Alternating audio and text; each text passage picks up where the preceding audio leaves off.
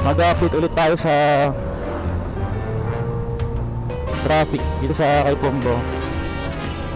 Tingnan natin kung anong lagay.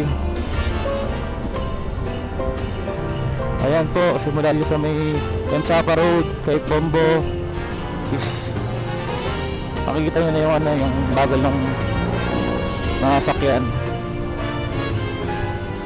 Ang update po tayo sa lagay ng traffic dito sa kay Pombo.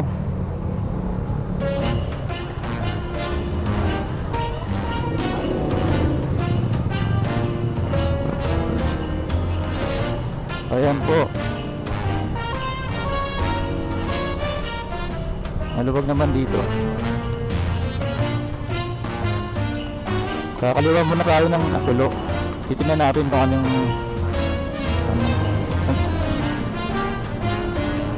lagay ng traffic. Ayun o, ito yung way ng Papulo. Ito yung paluwas. Ito paluwas dito eh. Ayan siya, mahaba pa rin.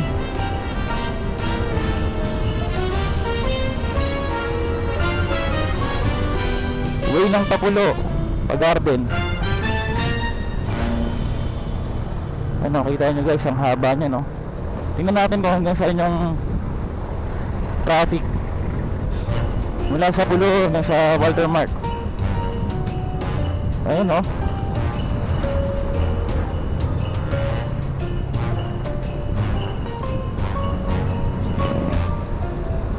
Dito simula rito sa may Paso Mill, wala na. So, iikot na tayo. Ikot na muna tayo. Quick ano lang, quick update lang tayo. Ayan, simula sa may kay Pombo, Paso Mill, then paluwas.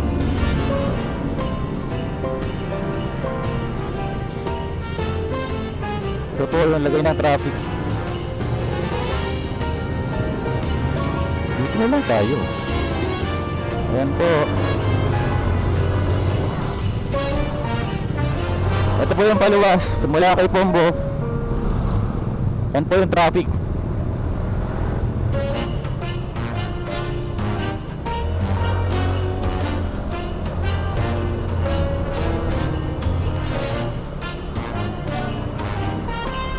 Ayun.